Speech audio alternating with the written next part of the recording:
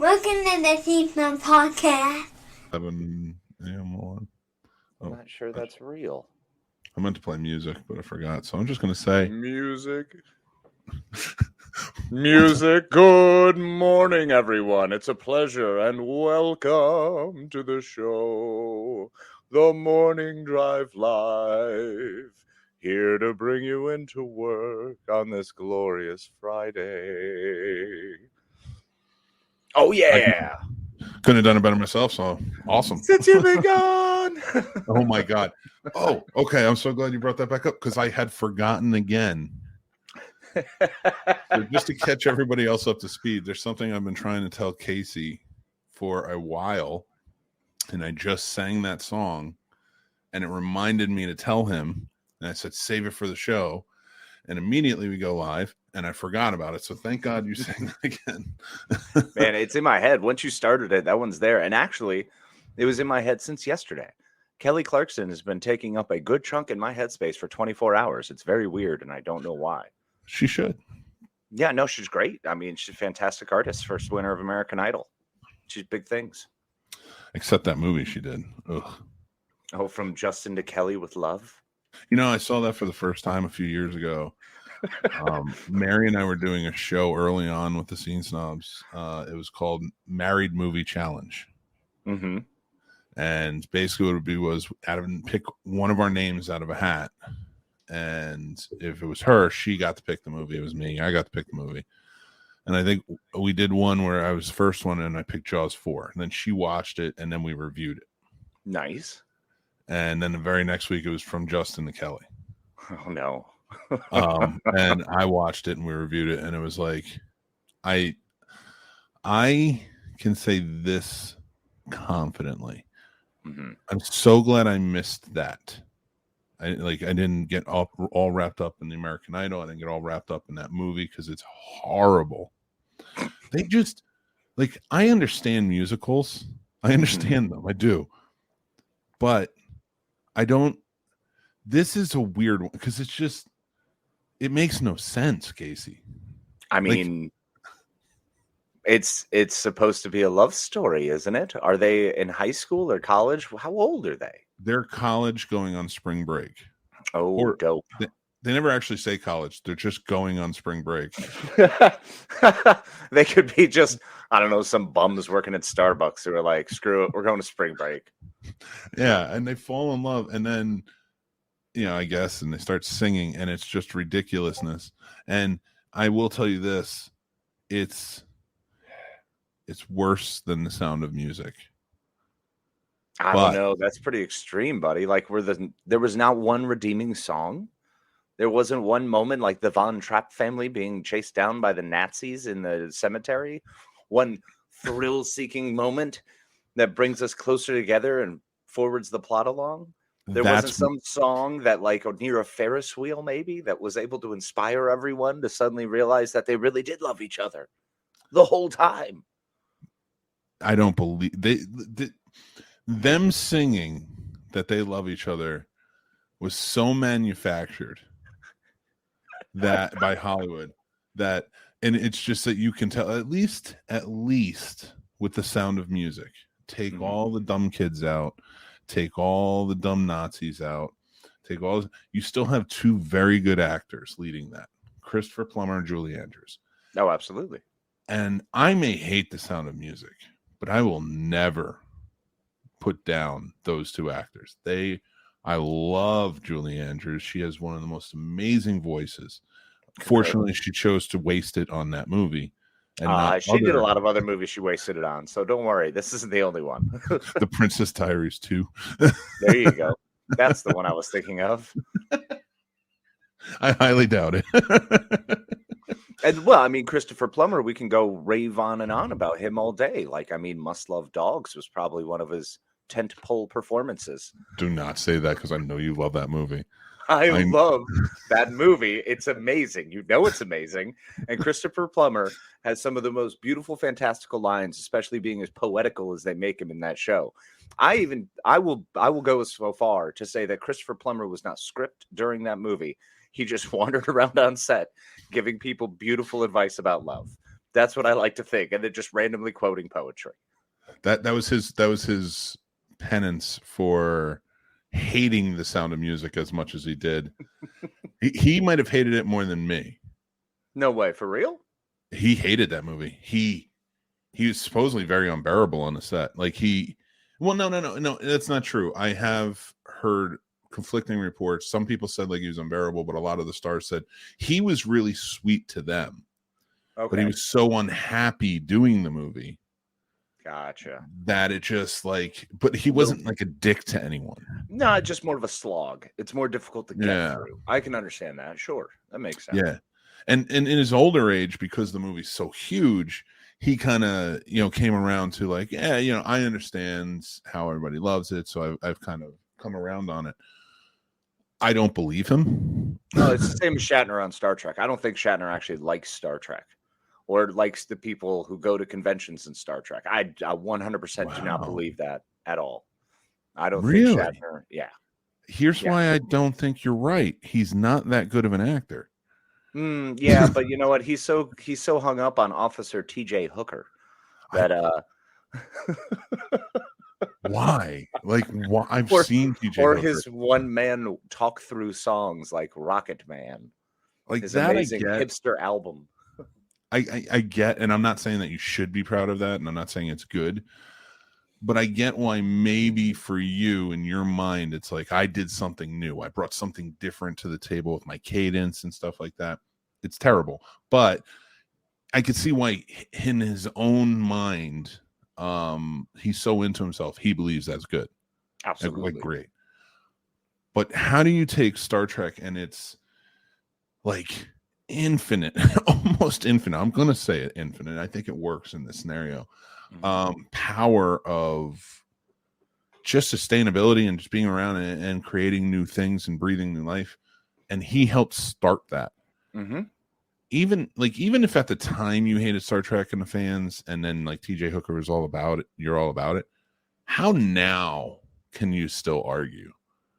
Like, I don't care if you're in the 90s. He just always seems to find some reason to. He finds some way to complain about it. He finds something to be upset about and to crap on, and then to always feel slighted. You cannot, as narcissistic as he is, I don't think he can like anything for the sake of what it is as if he's not involved with it. I think he has to see his part of it as being so vital, important, and huge and massive to it that he needs to soak in those accolades and then go to, conventions, which he does frequently, and charge $400 and always be the most expensive photo op and the most expensive autograph. He's just a jerk, man. He's not in it for the people. He's in it for himself, and he wants the accolades, and he wants everyone to tell him how great he is. That's what he's there for. Yeah, I don't disagree with that assessment at all, man. Like, that's the funny thing. I like Shatner as Kirk in the originals. Sure, same. And the reason I think I like him so much is because that was a great cast. It was, yeah. And he was exactly what they needed him to be. Of course, like, there's the eccentricities. I can't even say the word this early in the morning, but the eccentricities of like him bringing that he brought to the character. And I felt like we're dated and just really about him, like that Chris Pine, like kind of went a different way and like, and took it in a better way, in my opinion. But he just was the first. And no, I'm kidding. Sorry. Like I'm trying to phrase this properly. The thing is, like, he brought that to that character, but it wasn't the Captain Kirk show. Mm-hmm. Like Nimoy Spock was a great, like, foil balance. Bones, yeah, like that was a great balance between everyone, like just sort of doing it, and they all brought something so special to it. And I think that's why it's so funny that most of them went on to really be recognized for Star Trek and love. Like you could tell they really loved being. Loved it. They went to a freaking shuttle launch. You know what I'm saying? That there was an Enterprise named, or a space shuttle named Enterprise, and everyone but Kirk showed up. You know what I'm saying? Like, I mean, it's let's be honest here. You have someone, and that cast was very particular because there weren't very multi-dimensional characters. They were almost like archetypes for what that was supposed to be. And then it was the actor that brought some little flourish to him. Spock was an archetype for logic, and he was supposed to be the balance to the captain's emotion and that passion, and which was also then supposed to have McCoy, who was supposed to be the consideration, the point between the two of them, the one who's supposed to always be the reminder of why you love these things, why you feel this way. And then you follow that up with Chekhov, who was the kid, who is the adventurous child, who kind of showed what the Federation was. But also funny enough, because he's Russian and we're still not friends with the Russian in the 60s. So it was supposed to be like, oh, no, we can get past that. Yeah. And then you're supposed so to have, important. Yes, very much so. No, you're good. And then you have Scotty, who's supposed to be the worker, the hard worker, the NCO, the non-com, the guy who gets the job done and laughs at all the officers above him going, look at these morons who can't even do the job right. And then you follow that up with Nichelle Nichols. You have Uhura. You have not only the beauty in the show, because stunning woman, but also she's such an integral piece, communications. She is the lifeline to the outside world. Yeah. Otherwise, they're just stuck in this little group, this commune. And then you have Sulu. You have Sulu, who's, the pilot, the maverick, the guy who's able to work this ship and do this fantastic thing. He's a sword fighter. He's suave, debonair. He's almost the Errol Flynn, really, of the show, because Kirk is more the John Wayne. So you don't really have that. Yeah. So it's nice to have that version of it. So I think that cast was so special in what they brought, showing diversity in culture and mindset. Everything was diverse about that cast all the way through. So it was a beautiful thing to see. And unfortunately, I think, Bill Shatner just turned into the angry old white guy. And that's kind of what happened with Kirk when we look at it. And it's like, well, that's dumb. He's just being a knucklehead. Nowadays, in the fullness of time, he's just been rude. Yeah, and the one of the things but it's not just Star Trek either, because I think a lot of people forget like how integral he was to a lot of very famous episodes of Twilight Zone and Tech Wars. I forgot that wiped from. I don't know if the Men in Black showed up and wiped that show from my mind, but you just brought it back in, and all of it came flooding back in. And I remember when that came out. And he was like, remember, he would like, what would he do? Like come out of a shadow in like a warehouse or something, and just every time he would talk about the episode, he would narrate what the episode was going to be, which was just like when he narrated Rescue 911. Oh my God, he was John Walsh. He was not. No, he wasn't. He never was as good as John Walsh, and it was always like, I don't know, whatever. The ambulance has arrived. It was just, it always was weird. I don't know. It didn't work well. Tech Wars I loved. And I believe it was right on after Alien Nation on Fox. Oh, I remember Alien Nation. Yeah, that one too. I remember it because I would watch Alien Nation and then I'd see Shatner's face pop out of the shadowy like realm and I would immediately turn it off and go outside and play because it was Saturday. And then I think at some point they actually worked and incorporated Shatner into the show where he's like the weird scientist they have to go to have some to work with for some strange things. I don't know. It was very weird. It was did he write Tech Wars? Did he have anything He to do did write Tech Wars. Yeah, that was. I remember the books too. The books. That's what he wrote. Yeah. Oh my God. Do you think that was like, we have a Star Trek show coming? I can't do this. I want to save this because, guys, as you know, this month on our Patreon, we have a brand new show starting. Warp Factor Fiction, a chronological analysis of the history of Star Trek. We're going to be going all the way through Star Trek, the entire franchise, starting with season 1, episode 1 of Enterprise, and ending with actually, by the time we get there, buddy, we might be at Star Trek Discovery season 5. Oh yeah, because I figure by the time we get there, because we're going to skip over whatever new things aren't now and tack them on at the end. Granted, we would love to do it chronologically, but where we're starting, Strange New Worlds season 2 might be out by the time. Might be, because we've got 4 seasons of Enterprise, and then at least one season of Strange New Worlds. Yes.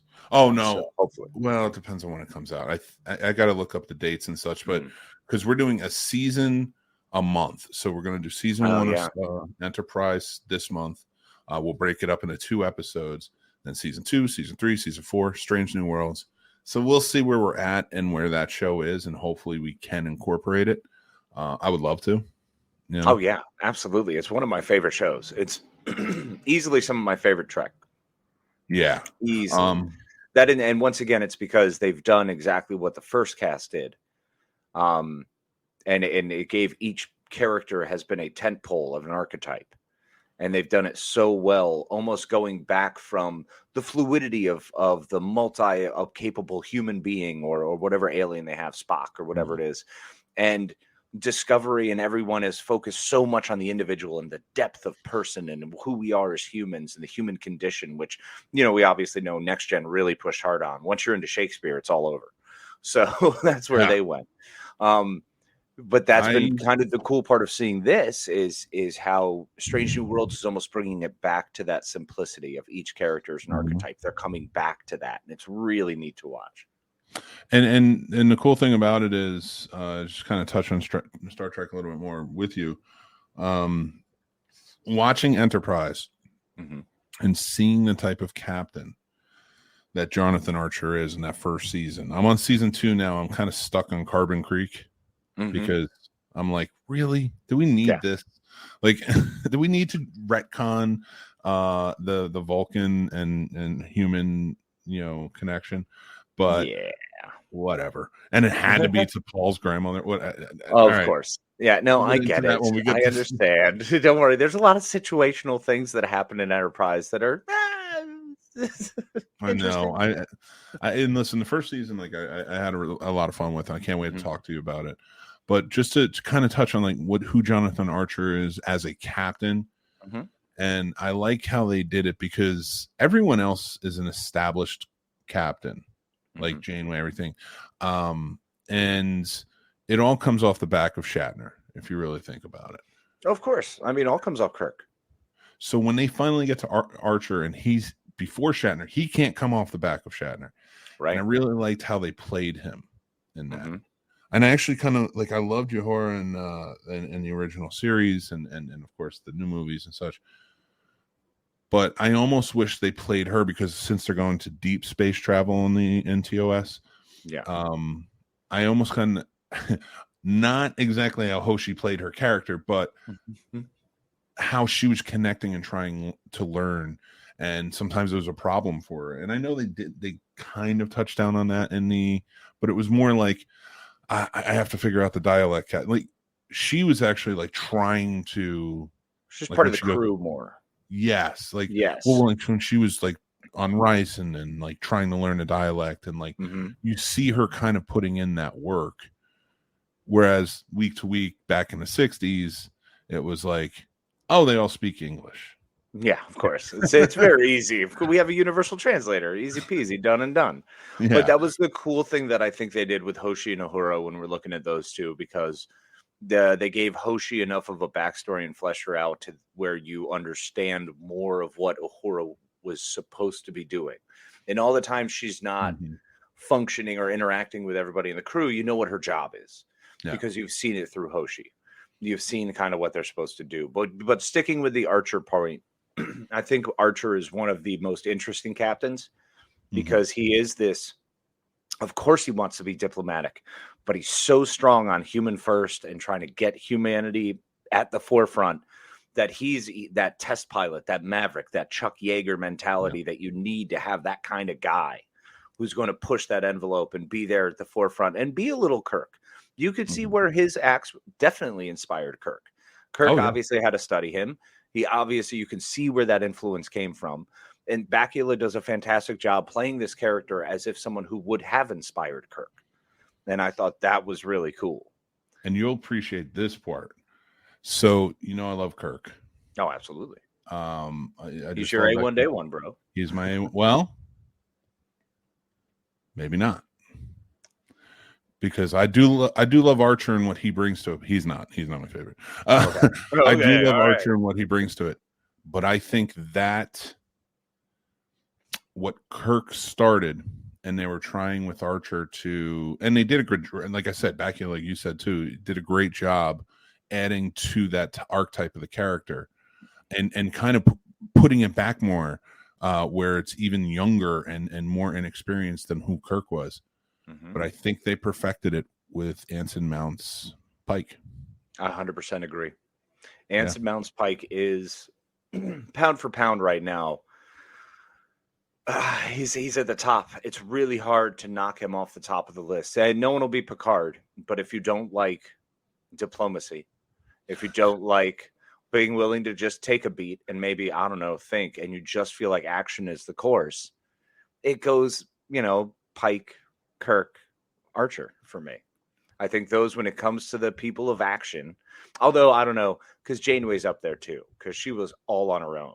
It's not like Janeway had anyone to go back to. That's why I always kind of lean back on Janeway a little bit, Yeah, I get that. And she brought a different element to it, and I think she is overlooked quite a bit. And I can't wait to get to Voyager to kind of rediscover that, because that was like, for me, every once in a while I would catch an episode because it was on, but I wasn't a huge Trek fan back then, so that wasn't like one that I went to. Like Next Gen was like the most popular. Oh yeah. And then after that, it was kind of like I watched Enterprise when it came out because Bakula, I love Bakula, and I like DS9, I completely skipped, and then I came back and rewatched, and I was like, I love this. I think this is great, and it's my favorite series. That might change. See, once again, all of this is changing. It's a beautiful, fluid thing, and the joys are, if you join us on our Patreon and watch Warp Factor Fiction, we will continue these discussions and more, going in depth on one of our favorite topics, Star Trek. And as you guys can see, we do love talking Star Trek. Oh yeah, and we would just continue talking like this all morning. If I know, and I'm glad you cut it off. But I do want to add one thing, and that is, you said nobody beats Picard, and I'm going to say, obviously, you haven't seen this last episode. Actually, I have not. I'm really annoyed with myself for not having seen it. After the way Worf came in, are you kidding me? With the freaking Klingon horns, I was like, yes! I mean, they nailed it, man. That's what Worf needs. They gave him such a fantastic Warriors entrance with just that single gruff line, like, I told you to stay away. And it's just like, that's all I need. Thank you, Michael Dorn. God, I just wish that so amazing character wasn't wasted with Rafi, who might be one of the most annoying characters in Star Trek history. Come on, really? She goes back. She digresses back. And she just, what is it? No, we'll get into it when we get to Picard, because why not? We have so long to Picard, bro. We have at least a year. Well, no, you and I can talk about it. True. But I want to save this for when we get there. Well, let's tease the Raffi bit, because I'm curious. I would like to argue Raffi with you this morning. I'm tired of, was it the La Sarita? Just being around like it's a ship that can just go to anyone. I know he's gone now. We went back to the past, but like, seriously, like it's annoying. But the fact that Rafi took it over, like, I love what they did with 7 and 9, and then they have Rafi, and it's like, you came such a long way from the drug addict.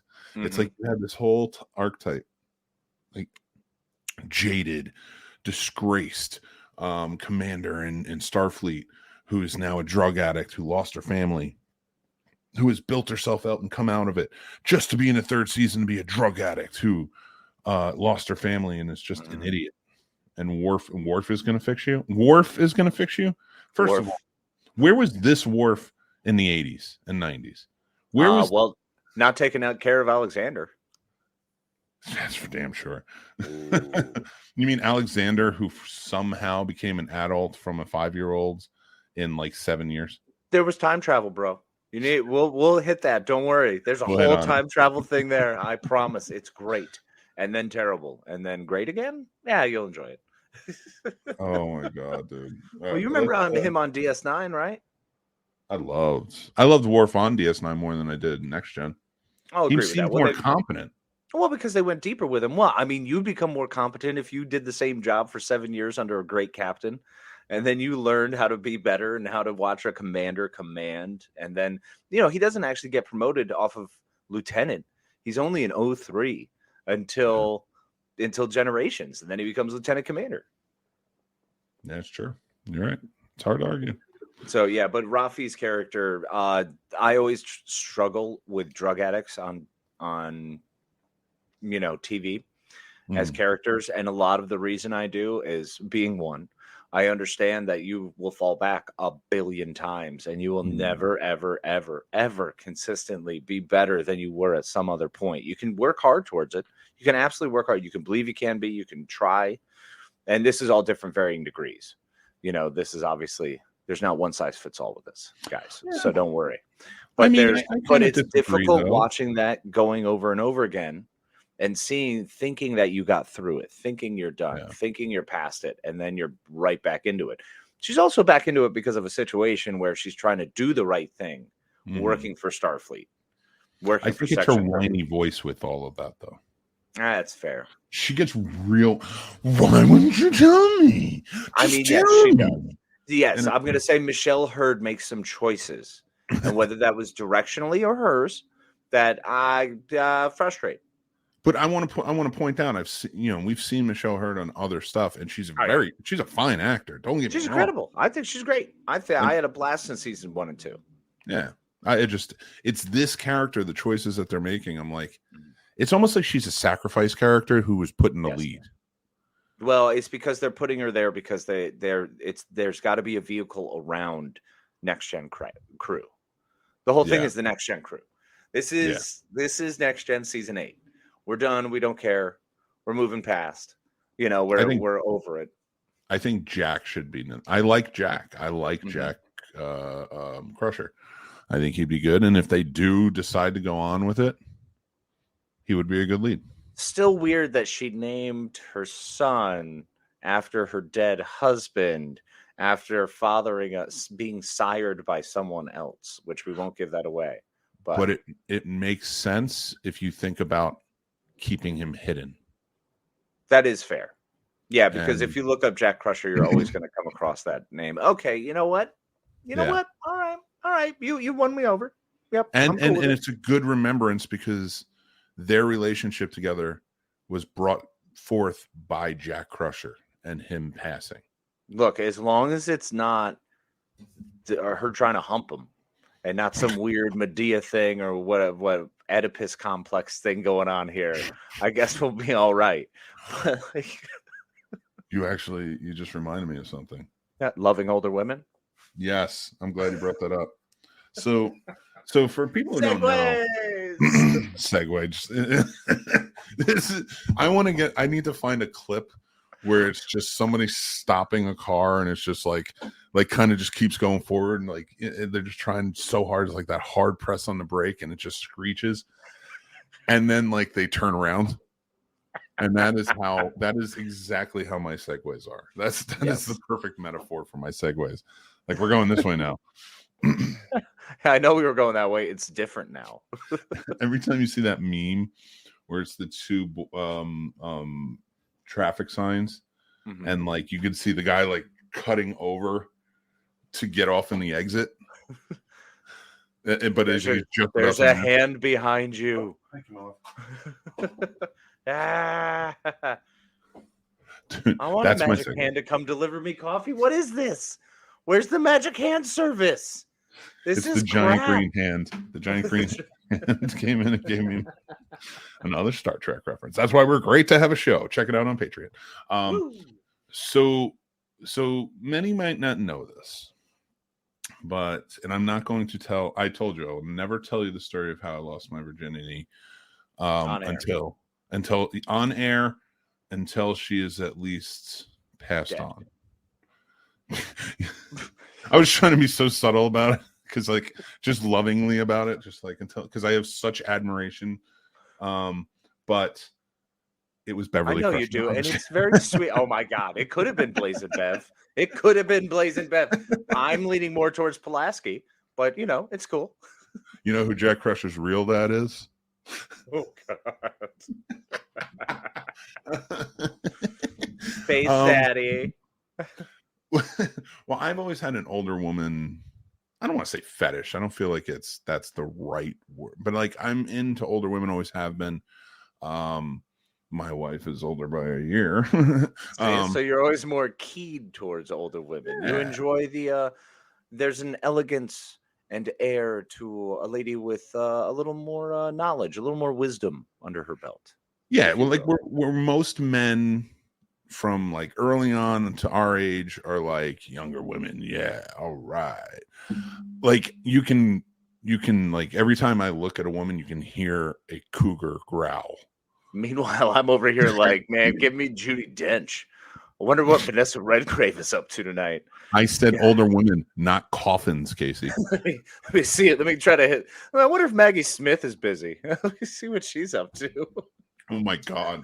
That was terrible. Don't say that again. Everyone else watched the Golden Girls for the three younger ladies. And meanwhile, I'm over here like, well, hello, Sophia. Tell me, would you like to go play bingo? Here's, you know what? That's John says, and I want to say hey to Sturdy too. We will get to your comments in just a second. Hi guys. Good morning, Sturdy. Good morning, John. I love you, boys. This is topical. Mick definitely enjoys watching the Golden Girls. All right, here's the thing. So every time I say here's the thing, it's gonna be a thing. No, it's gonna be a thing. Excited for the thing. I did like watching the Golden Girls, so shut up. But I don't know what it was. See, like it wasn't. Well, yeah, I guess it was. They were around the same. I don't want to give away too much. So it was Blanche. It was clearly Blanche. She was sexual. Yep. She was talking about being sexual. Yep. We were both 12, 13, 14, learning about our druthers and ourselves and going, oh, that's kind of nice. I would like the idea of a woman kissing my face. That sounds pretty good. And then, I don't know, then for me, for you, you know, it probably went, I always felt like I had to be Rose. So I always more wanted to be Rose, but definitely was a Dorothy, you know, if you get me. But it wasn't until I started really hammering down to Estelle Getty when I was really knuckle dusting the old Quad Kids and just having a good time. Oh man, just fire! No, of course I wasn't. Stop or my mom would shoot really got in your. Oh man, I was all about it. I was like, get over here, blue hair. Like when I was like in my 20s, like I was younger than that. Really into like women in their 40s, stuff like that. Like there was an attraction there. I loved it. I'm really coming clean on a lot of stuff. Yeah, you are.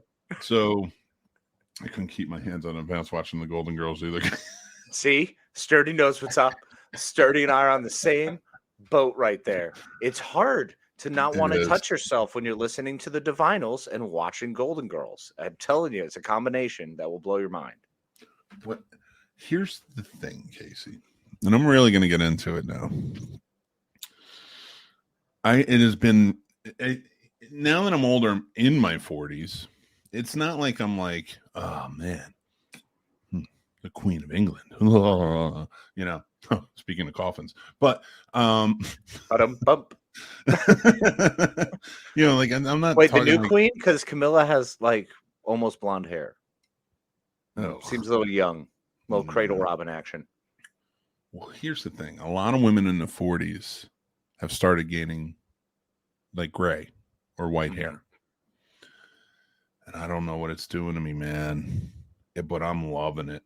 I like, don't dye your hair, ladies. You're beautiful the way you are.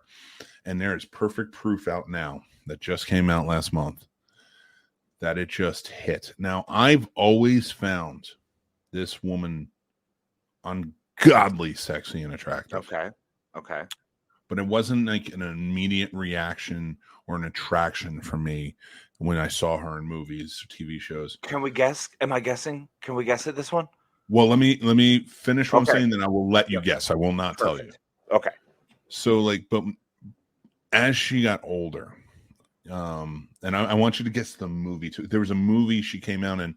It's like she almost took a break for a while as an actor. She's a big star. Okay. She took a break for it. She came back with a fantasy film. I want to say I'm not exactly sure, maybe about 10, maybe 15 years ago. She came back with it, looked truly amazing. Had her normal hair color in it though. But now she showed up in a movie, just white hair, and it might be the most attractive thing on screen right now, in my opinion, for me.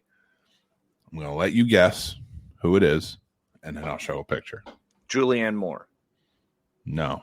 Although she is, I do think she's very attractive. Okay. I think she's a beautiful woman. Andie MacDowell.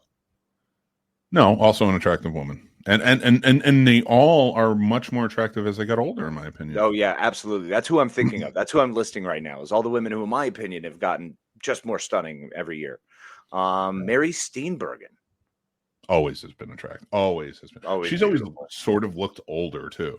Yeah, a little bit. So that does it for me. And Back to the Future, I was like, yeah, you can teach me, schoolmarm.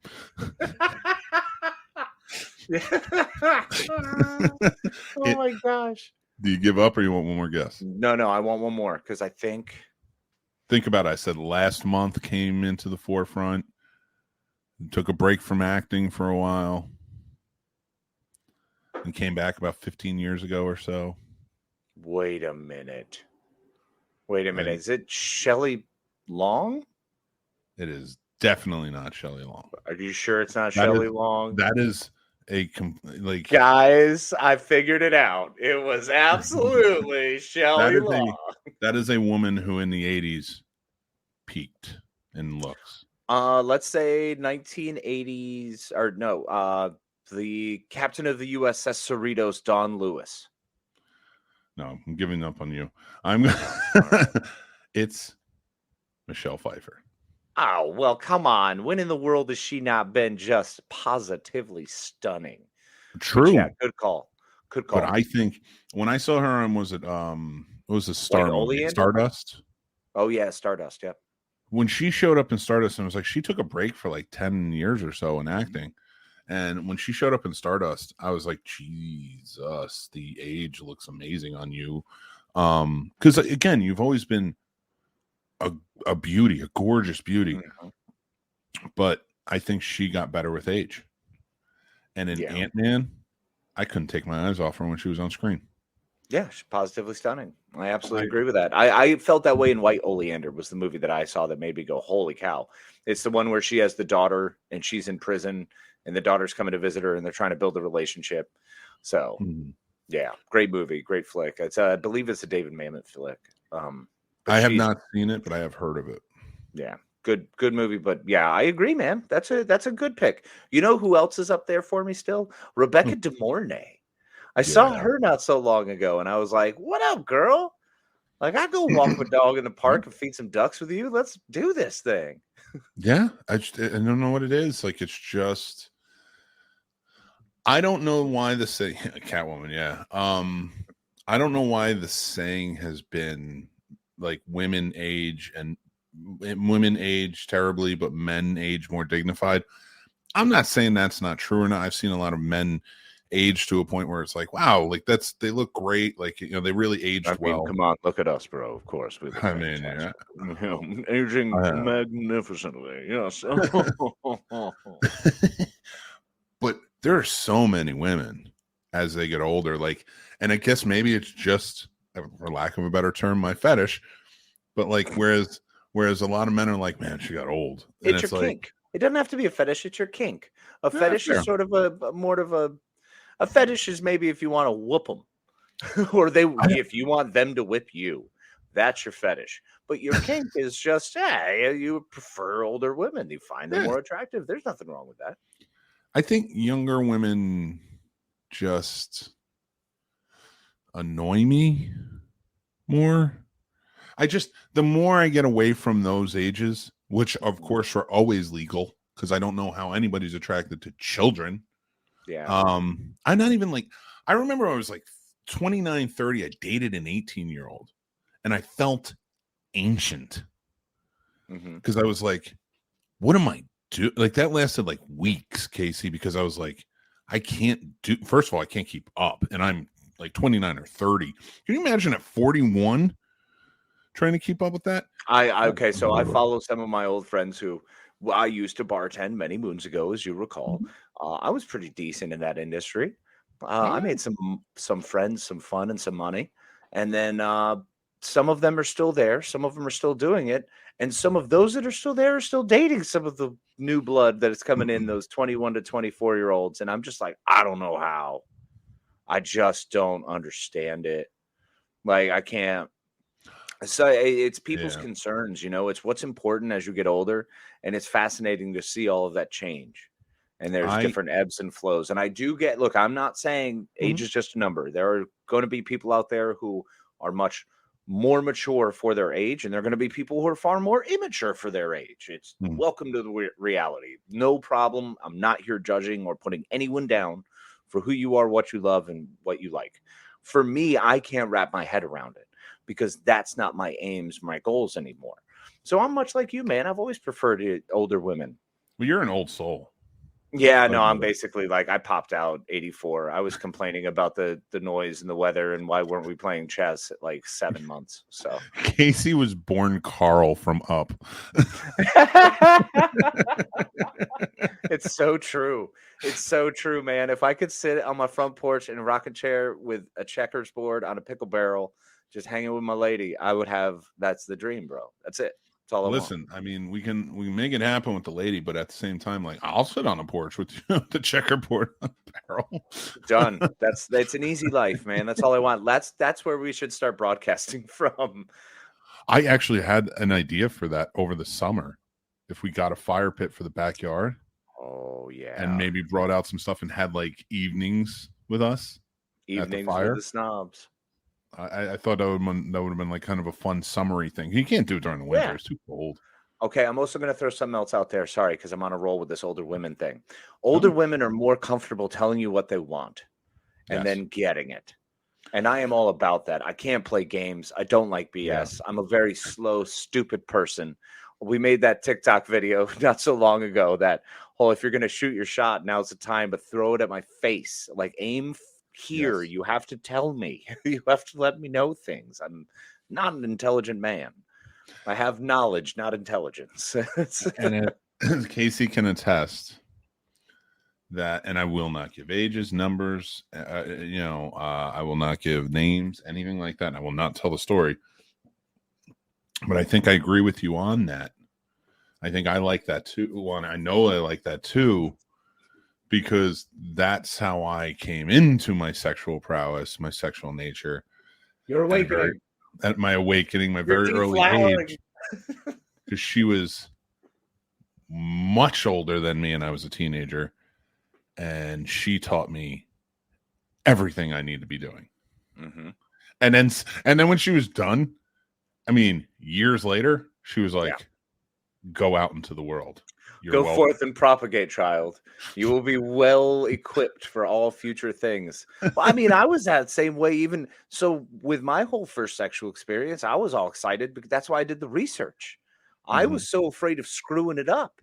I'm always nervous about messing it up and making it not fun for the person who's, for lack of a better term, offering me an opportunity to be with them. Because, I mean, look at this guy. I should be grateful for anyone who lets me do anything ever. So seriously, I was going through Men's Health, and I was just reading. I found the 8 top erogenous zones, and I figured out how to map that shit. And then, you ask the older women, hey, do you like this? What is this? Is this a thing? Do you enjoy this? Tell me what you like. Sometimes, I mean, it's very seldom you're going to be like, hey, have you tried this? And they're like, what is that? Like, I like someone who's like, oh, no, but you should try this version of it. And it's like, what? Yep. Page 47 of the Kama Sutra? Let's do this. I think one of my favorite things, and you'll appreciate this because you were there for a lot of them, but like in the bars when like it's a busy bar and because you were working at one of them, you're talking like they always have, like, if it's a busy night and they have multiple bartenders, there's always at least one beautiful woman there depending on the age. But if it's really busy, they have 2. And maybe a couple of guy bartenders as well for the women. But it's the young, bubbly, beautiful bartender girl and the older, hot, like, has been doing this a while and knows what they're doing. And whenever the young, bubbly one would try to serve me, it's like, get out of here. Like I would try and sit in the section of the hot older one because like I'm not like I don't want to give you my tips. I want to give her children my tips. And I always want that. Oh my God, that's terrible. I always let that sink in. Do not start talking. Let that sink in. That was good. That sunk in very well. Go ahead. That was beautiful. Oh my goodness. Kind of derailed my point now. Sorry. But it was it's all right. It was worth it. It was a good joke. I got told to not talk though now, and now my brain just I just want you to I want you to enjoy the laugh for a while because I know you know who I'm talking about. I want to give him money. I want to give my money to her kids, not you. Gosh, you're gonna go on vacation and have fun with some weird hot boy. I don't care about you. Get out of here. Get out of here. Move it along. Oh my God. Give me the grumpy, angry one who's gonna like, I don't know, insult me. I was always a fan of that. Like, yeah, you're gonna tell me how terrible I am? Yeah, do it. That's right. I am a dirty boy. Yeah, and I'm stupid, dude. Come on, bring it on. Let's go. Oh my God, dude. And he is single, ladies, because I know a lot of women who can hear that somebody say that and be like, game on. Because that is a thing for women, especially older women. Because when they're wry and intelligent about it, it's fun. I mean, don't be mean. Don't be a dick. Mm-hmm. Otherwise, I'll just turn around and be a dick back, and then nobody has fun. But if you're being like fun and insulting and playful and like, but also sultry, like that's a big thing. Mm-hmm. Also, that's a big thing. I've never found a younger woman who can play sultry as well as an older woman who just nails it. I've never met a younger woman who can do anything right. No, I'm just kidding. Well, that's being not ageist compared to the older women. That's being an ageist, and that's rude. And we're not ageist. It's a reverse ageist, and I don't care. So I'm sorry, you're 18. You're stupid. Leave me alone. I was stupid at 18 too. It's not like I'm removing myself from that. I'm pretty sure we're still stupid. Oh, I mean, I didn't say I wasn't. Okay. I'm saying. Oh, you mean like young women aren't stupid anymore? Young and inexperienced and stupid. Yeah, I was a child until I was 25, and even then, I still didn't get it. you got out of being a child much younger than me, but I was stupid for a lot longer than that. Still a child in the military. Still a child through that whole segment of my life. My God. And then turned around. And then it wasn't until like the last year of bartending into adulthood. Yeah, I wasn't an adult until I was 30, man. Now that I'm on the verge of 40, I'm days away from 40. I'm 14. No. 14 days away from 40. Oh my God. Kathleen's not 18 though.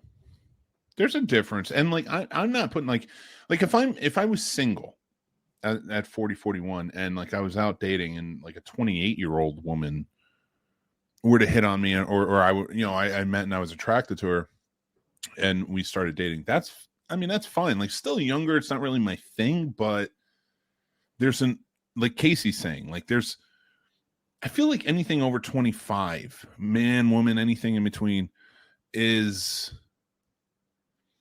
there's just an experience there.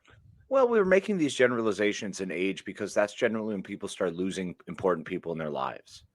So if you have gone through that loss in your life before that point, you may have a different understanding, a different experience, a different grasp.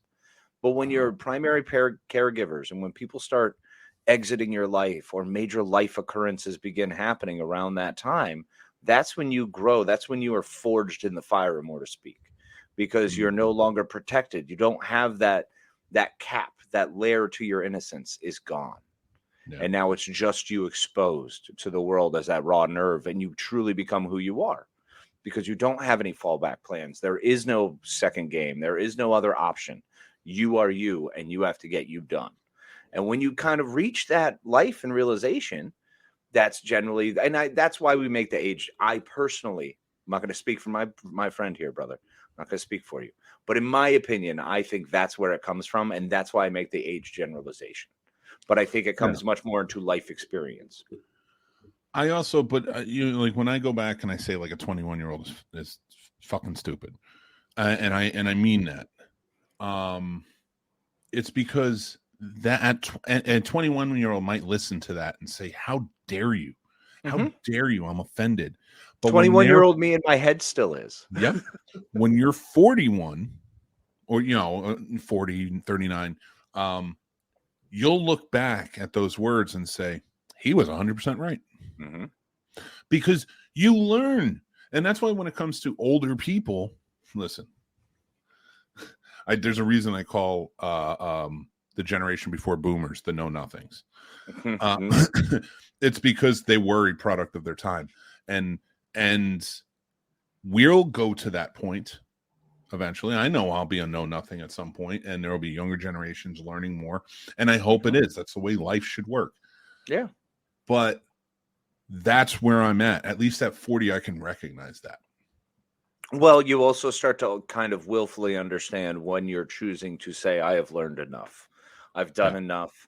I'm not going further at this point. I'm putting my foot here, and this is my sand. This is the line. This is where I'm happy, and I'm staying here. Yeah. And we see every group of human beings progress further past that line, whether they like to or not, whether they want to call themselves progressives or conservatives or whatever name they want to put themselves on it. Everybody's moving forward because science, baby. Because there is medicine, there's mathematics, there are things moving us forward. There's engineering, there's structures, there's chemicals, there's all kinds of crazy things that are happening around us that are moving us forward at all times, whether you like it or not. And so with everything, that's kind of why it's fun to be hitting 40 and seeing that part of my life where I get to decide, where I can finally just go, you know what, this is where I'm going to be done. I'll be happy at this point. That's where I want my front porch. That's my target finish line. But I don't know that I'll ever not want to have a supervillain desk with a giant high back leather chair. It's got to be a part of my life. That is absolutely having a study where I can invite people in with 2 uncomfortable green leather bound chairs. Oh my God, that are sunken in so they're lower than you. Absolutely. So it's totally uncomfortable, and you are being told that I am over you, and you will be ready to leave in the next 5 to 10 minutes. And I just imagine, like, behind you is this big, like, weird window that just has like the crossbars on it all over, and it's huge. It's like all over, and you see the landscape behind you, and it's just smokestacks. Absolutely. And a giant it's like New Jersey.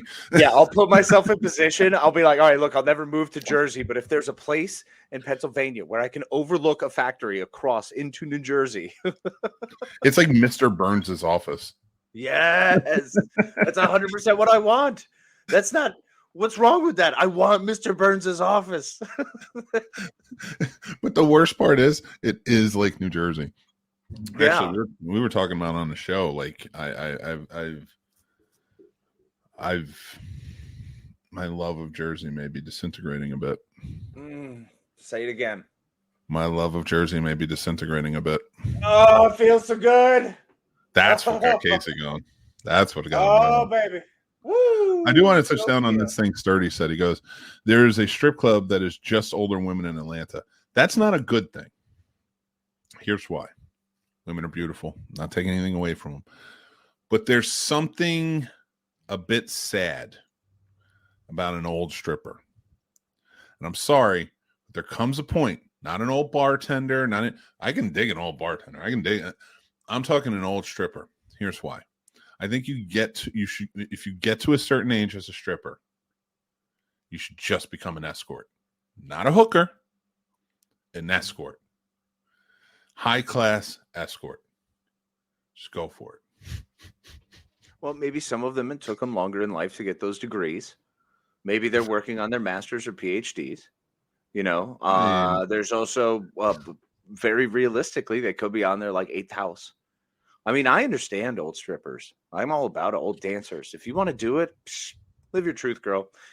What about the one who already is the doctor and already has graduated and done everything is like, screw it. I want to go be a stripper. Those are the women I want to meet.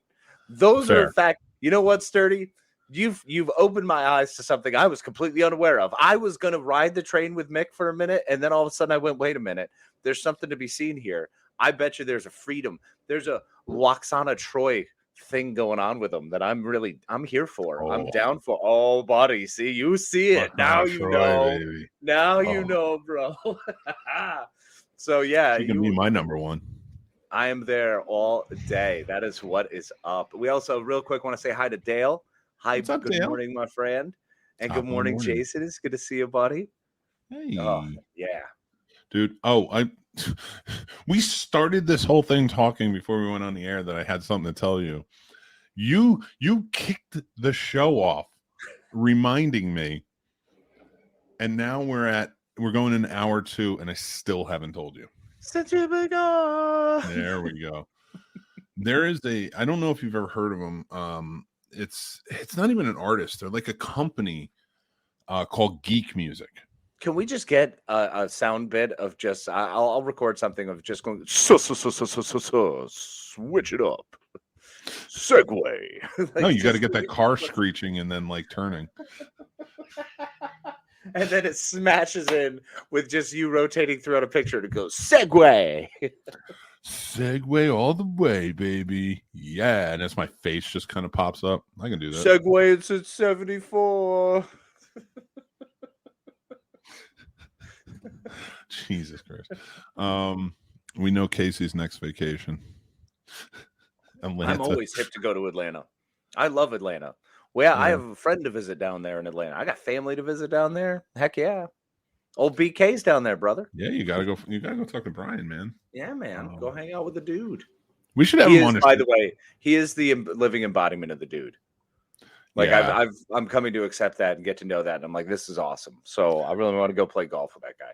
I think I just said that, and I haven't played golf in a decade. So that's a big deal. Yeah, I haven't played golf in so long, man. I would love to. I don't have the sticks that are long enough for me anymore. I gotta get mine. Mine are all messed up. Like I got to get them all re-gripped, and especially. But I mean, I should because I have the face for golf, so I might as well just go out there and just embrace it. There's lots of great-looking golfers out there, dude. Happy Gilmore. No, I was going more with white, and unable to grow a beard. So, yeah, that did not. When I was literally going to meet up with okay, so no. At least you know I'm not racist. So no, figure this one out. And I'm also a man, gentlemen only, ladies forbidden. So that was golf. So what? It's what it was. I'm not making this stuff up. It's terrible. All right. The beginnings of this sport were not great. Not like there were many sports that were really open. We didn't have a really, honest society. People weren't taking a hard look in the mirror. I can't believe you air quoted that. The legend of Bagger Vance didn't exist.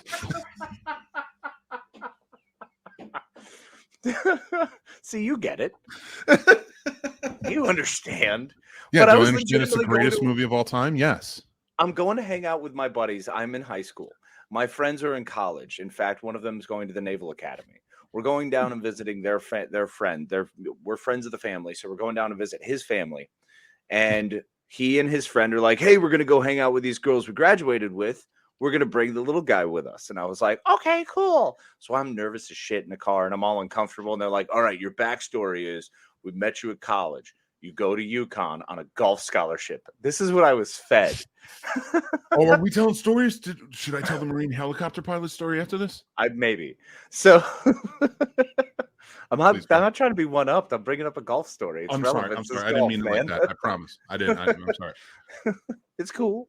But yeah, so I had the so they told me that I had the face for golf. So ever since then, if I was sneaking into a place where I had to be older, I was at some university on a golf scholarship, or I was in town for a junior pro-am golf tournament. So, yeah. You know why I love that story so much? Because in my head, you look like you do now. Oh, yeah, it's not different. Well, actually, yeah, you always look like you do. You still look like you do in high school. Do you know how much it sucks having one of those faces where other people I went to high school with have changed? And I'm like, shit. As a guy who changed since high school, guess what, Casey? It doesn't feel that bad to me. I wish I was back there. Like my face has but you became better looking expanded since I was in high school. You became better looking. On the other hand, you're able to adorn it with a beautiful beard. You fantastic looking man. Whereas I still look like the same face that got dumped or told that I was marriage material, not dating material. So don't worry. It's not exactly great seeing the same face every freaking day. Because one bitch told you that? No, that's not There were fair. multiple. One, bro, if it had been one, I wouldn't complain about it. It became like a freaking chorus to my dating life. That's because those women don't understand that the marriage material is better. Is that what it is? Yeah, I guess. I don't know. Well, I'm pretty sure they're just trying to let me down easy, but that's cool. No, they're idiots. I maintain they were just like, nah, you're fine. You're a fun guy. No, those women were stupid and they can eat a dick. Not yours, because yours is marriage material. they can eat some dating dick. They're clearly all about that dating dick. That's what they're looking for. And I'm telling you this now. I am sorry if I felt like I was trying to one up your story with them. It's just, you know what it was? You were saying that and it popped in my head. It's a funny story. Yeah, you've heard it. But I'm gonna save it. And I'm gonna feel like you've told it. I'm pretty sure we were drunk and you told it. Oh yeah. Oh, but definitely not on the show. And I'm going to save it for your birthday, which is the same day as St. Patrick's Day. Which is what it's from. So, yeah. Yep. So I'll save it. It's only a few weeks away. Yep. And it's, oh my God. I'm not going to, but part of me wants to invite AJ on to tell the story. Why not? It's great. He's funny for that. And then immediately kick him out. I would have to immediately kick him out. I love AJ to death, but he just no. I would. It wouldn't even be, man. We wouldn't even say goodbye. It would be like, no, oh yeah, can't. We'd all laugh. You can't, and then because I want to say goodbye to him and talk to him because he's funny. He gets on a roll telling stories, but boy, he can be brutal. Oh my God. And it'll come out of when you're not ready. Like that's the thing that's messed up. He'll say something and you're like, oh. He is. We used to call him back in the day because he was so good at it. Call him, but we used to do this thing. We used to call the AJ Kimball head to toe. The head to toe. And that's Isn't where that a Sheena Easton song? Head to toe. It might be. Yeah, it's a good one. I have a love-hate relationship with Sheena Easton. Understandable. But in a good way. Not really. But so AJ was so good at insulting people that if somebody went too far or somebody did something, you would say, AJ, he needs a head to toe. And from head to toe, he would insult everything about you. Yeah, I've experienced that. It was like Abed in Community when they find out that he has the power to destroy people. Yeah. But meaning it. Like Abed didn't mean it in the show. He was just doing it because he thought that's what you do. AJ meant it. He was visceral with it. He made many people cry.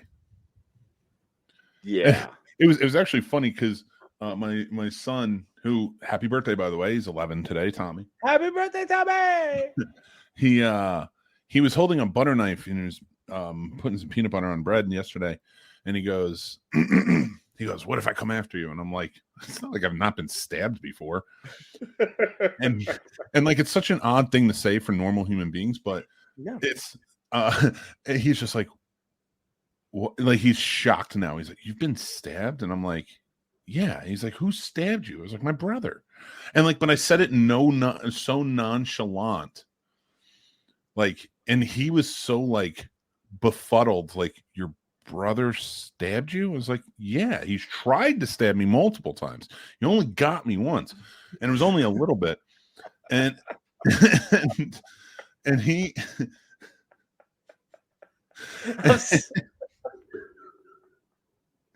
when we tell stories of brothers, I realize what an awful brother I was. Oh, you don't even take the cake. Like, because at least, like, I've heard your stories, and, like, I get it. You were an older brother. You were an older brother. And I was an older brother.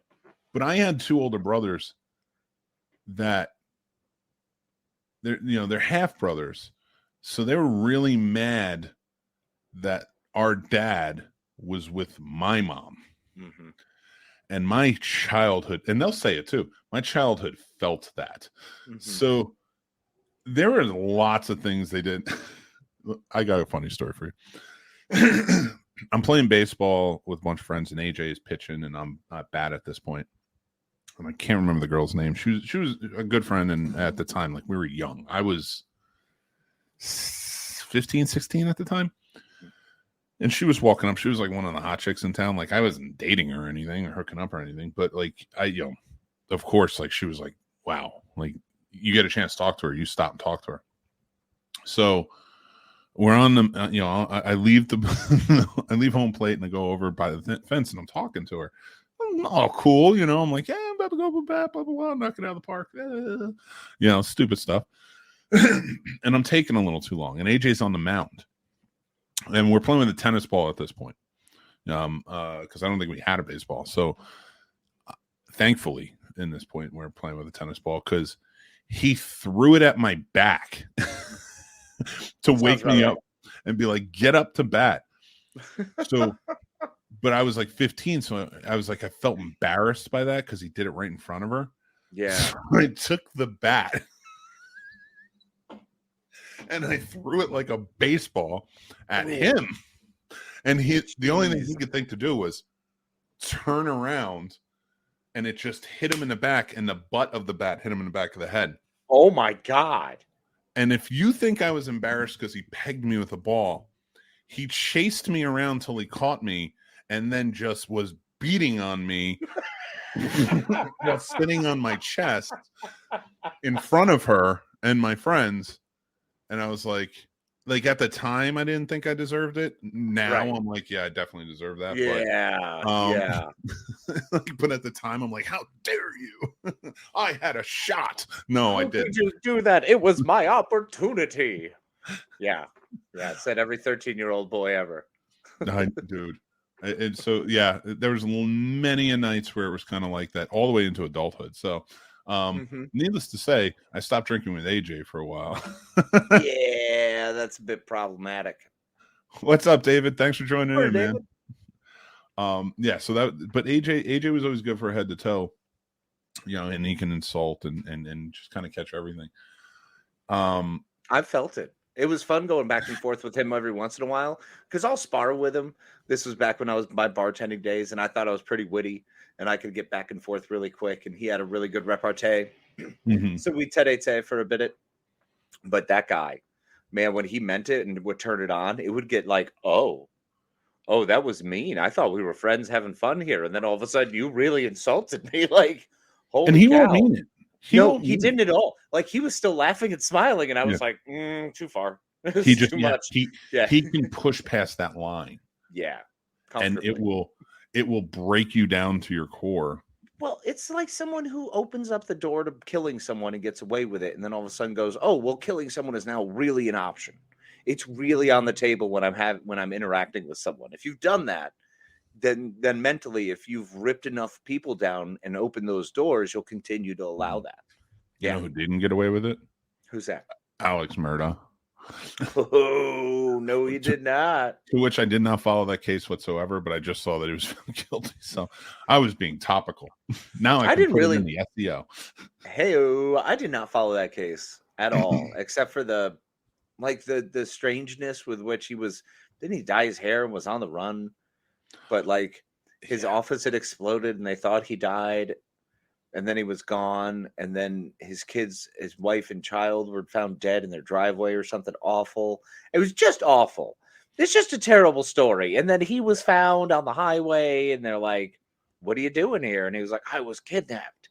Yeah. But he wasn't really. Apparently he just fell asleep because killing your family is tiring. Yeah. And then framing and setting it up your own death. Man, it'll put some miles on you. I can understand. Well, I don't think I'll ever know that for a fact. So I'm good. I don't. Yeah, of course. I don't. That's, you know what it is? That's younger women shit. That's when you're an old man. You get like, yes, I almost made you do a spit take. That's when older men go for younger women. I'm telling you, that's the shit you do. That is though. That's what happens. Yep. That's how you wind kill up my wife on. so that way I can. And this is not I love my wife, and she's older, and I'm into it. So, and she just dyed her hair green and blue, and God, it's good. It looks good. I think it because it's when you dye it those lighter colors, it looks kind of like it's gray, and I like that. Dude, you know what's funny? You're into that. I'm gonna say it. I'm gonna say it now. We have a friend of ours. I'm not gonna name her because I don't want to call her out. She's a good friend. She's a wonderful woman, terrific. And we've known her for years. And she's a beautiful woman who, for years, many men that we know have pined for. Yes. And Chris I get it. All over it. Oh, they were climbing the pines for sure. No, so, and the reason I bring her up is because I see it. I mean, she's always been just a beauty, just beautiful woman, and on top of that, just layers of amazingness in other realms. Just great to have as a friend. But she's gone gray, and in my opinion, has never looked better. Yeah, there's something to be the Silver Fox era. There's something really nice about it. I do not enjoy the additional insulation that is coming with it. It is difficult. Like, no, because I'm putting on weight.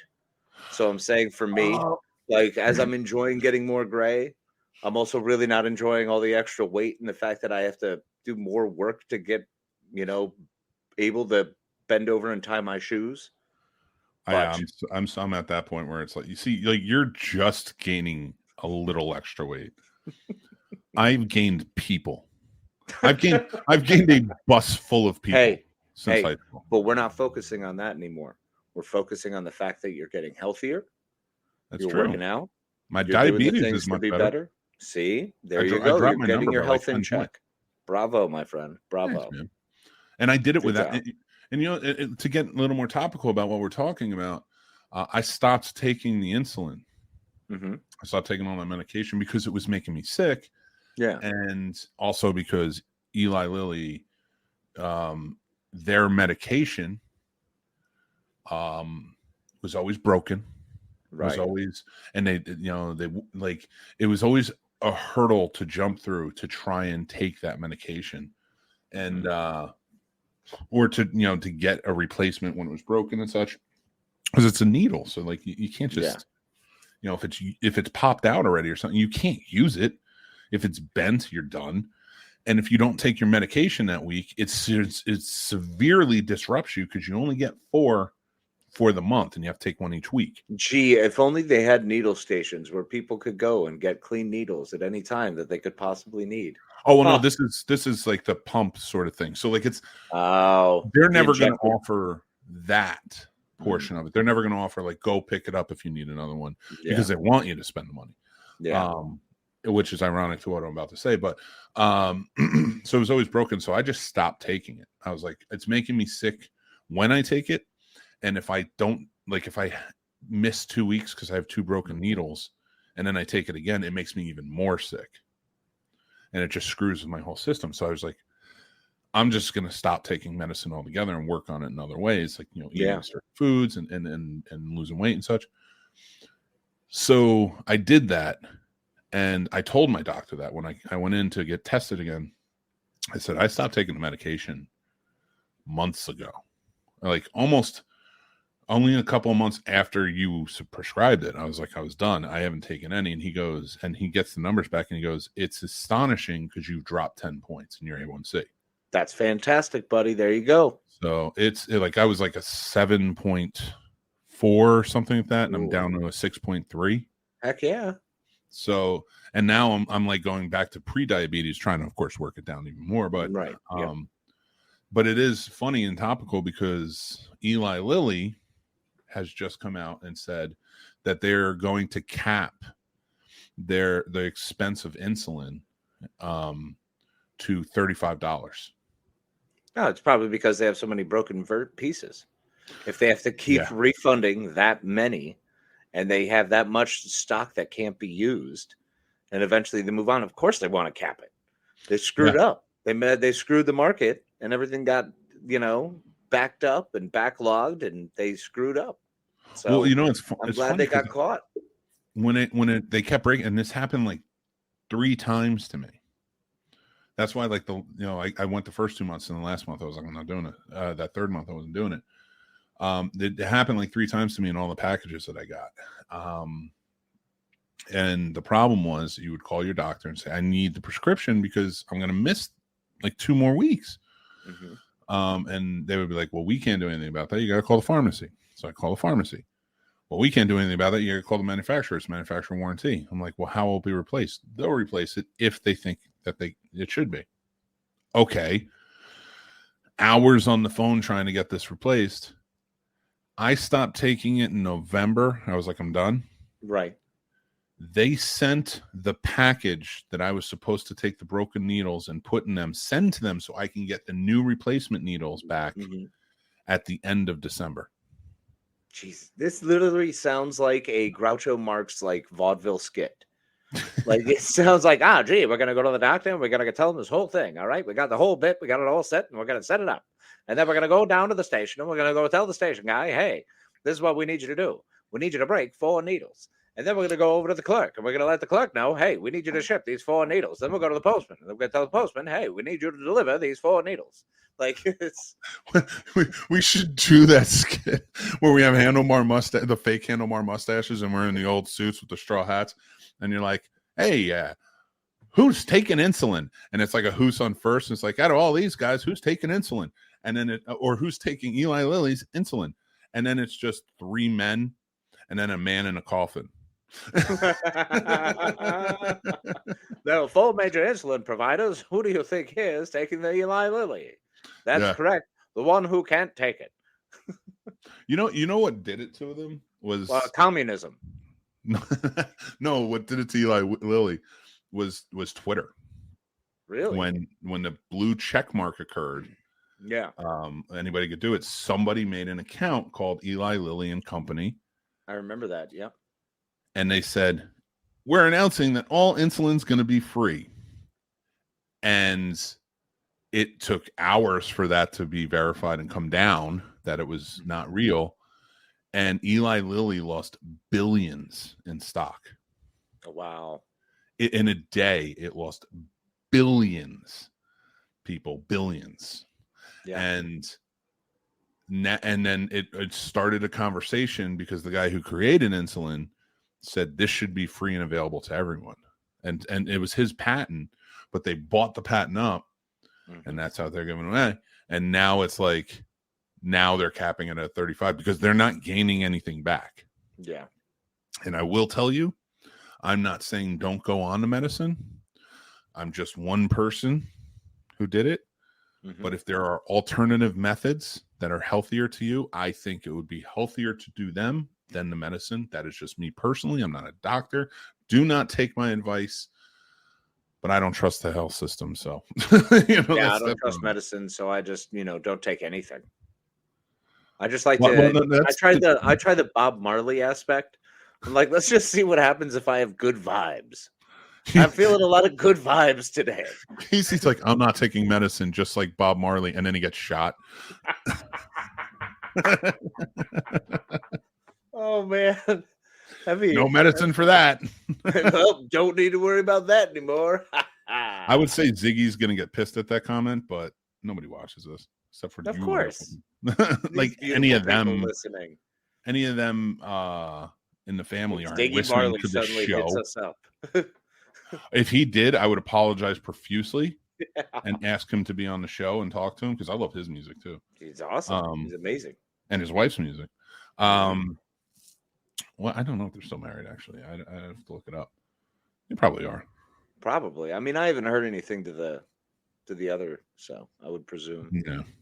But we all know what happens when you assume. That's because they're doing it right as celebrities and not putting their marriage in the forefront like other idiot celebrities and then getting divorced because everything's out in the open. Yep. I respect celebrities like that. Or just like, people who embrace their stardom so much and they need to go out and get fed that way. I can imagine that's just got to take a toll when a relationship is supposed to be 2 people. And that seems hard enough. And speaking of someone who used to involve other people in my relationships, I understand now. It's like, oh, yeah, I get it. I mean, I was younger. I was a bartender back then. So yeah, but I used to as well when it came to dating. It's like just like incorporate people, but friends, yeah. Like when I got married, it was like, no, I don't want to. I want to figure it out with them. Yeah, can attest. You know, I mean, I'll tell you stuff, but like you're my best friend. It's different. Hey, it's more ranting though. You know what I'm saying? It's when you need to. It's when you need your friend. That's what you tell me. You tell me your friend stuff. You know, but it's not like let's go to the bar and we'll tell the whole bar what's going on. No, you know, never feels like that. No. And when you're younger, you're kind of, I don't know. I was young and immature and emotional, so it was always on display. I think was a big thing too. Stupid 18-year-olds. Yeah. Oingo boingo, huh? Actually, stupid still 25, 26, 27. That's why we like older women. They're discreet.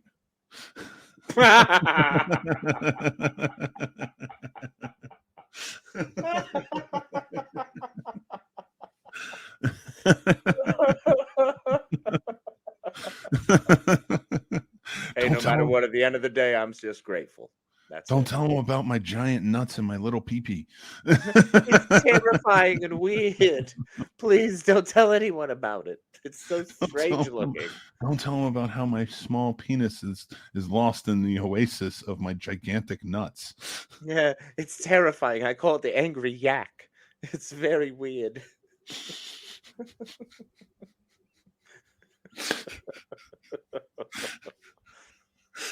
You got to be careful of that thing.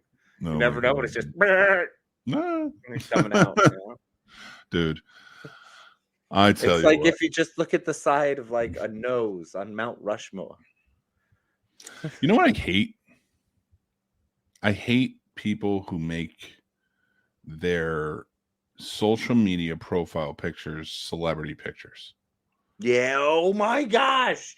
That's so weird. I was having a thought about this 2 days ago because I was cruising through, as I do, on the old socials. And I was looking and I was like, I'm pretty sure that's Ryan Reynolds. I don't think that's the person who this is supposed to represent. Like, yeah. I'm not comfortable with the misrepresentation of another face. Animation of you, okay. That's cool. It's still of you. Caricatures, all right. Go ahead. That's cool. If you did a challenge, if it was a big hot thing to be like, you know, celebrities who you look like, okay. You're going to do it for 24 hours, do a temporary one? Sure. You know what? Go nuts. I'm okay with that. It still feels weird.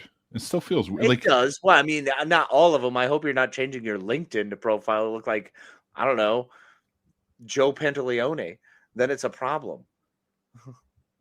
Sturdy did it when DMX died. See, it's weird. But listen. If you're going to temporarily do it, I don't think it is. Hi, David, by the way. Yeah. Oh, we didn't say hi to David? I thought we did. I don't think David. How you doing, buddy? And he says, other than that, I'm good. So today somebody friend requested me and they have their picture is Peter Falk. Okay. I'm like, that dude died in 2011. Yeah. But it could be it's Peter not Falk. An homage. What are you doing? Maybe he faked his death. No, it's definitely not Peter. No, he did not. Because he would be like 9,000 now. Oh my gosh, I just figured out what I'm going to do. I'm going to change my profile pic to Dick Van Dyke just to screw with you. You know what? If you do that, that's going to jinx him. He's going to die. No. Everyone back off Dick Van Dyke. Yep. 93-year-old wonder. Look at it.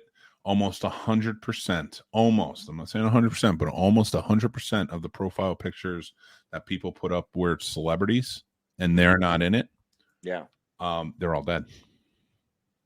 Or they're all gonna die. My God, you're right. Almost 100% are gonna die. Almost. Why is it? What? Almost. 9 out of 10 people are gonna die, Casey. Today. This is some outrageous quality. Oh my God. In Australia, 9 out of 10 people will die today. Dick Van Legends, as Dale. Yeah, he is. That's right, Dale. I love Dick Van Dyke. I think he's great. I mean, I've modeled most of my life and dancing after him, so I feel like it's been pretty good. That's fair. That's the way to do it too. Yeah. I have modeled my comedy after him, which is to say, I trip over a lot of shit. You do fall into things and around things, and walls are difficult. Somehow you still manage to miss door frames on occasion. That's fascinating. Not easily. Like it's tough. I like, you know what the funny part is? I don't think about this. No, of course not. And sometimes I am too tall for a door. Yeah. I think about first and foremost, I think about my shoulders, because my shoulders are so broad. I can't fit through a door. Most doors, like that door, I can't fit walking straight through. Valid. Not because of my belly or anything else. It's my shoulders that get stuck. Mm-hmm. You know, it's funny when it happens too, because it's like I don't like to do it often, but if I'll do it for comedic effect, I get wedged in. Did you forget when we were together for the first Fear Fest, when you were struggling with your stones and you went to walk out of the bathroom and I was walking outside and you were like, and I was like, what, are you all right, buddy? You're like, yeah, I just got stuck in the door. Like, you know what the worst part is? What? You know what the worst part is? I know you know how most people like know they need to lose weight because the pants get a little tighter? Yeah. It's when I have to turn to get out of a door because my shoulders are so broad and I still get stuck.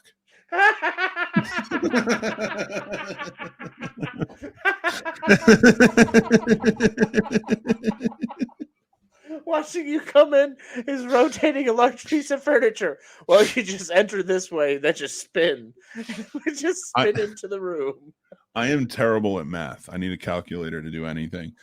But I've always been good at geometry, and I'm convinced God gave that to me because I need to figure out the angles to get out of doors. You're constantly just doing trim and telemetry the whole way through. Like, all right, buddy, are you guided by an astrolabe? How do you do it?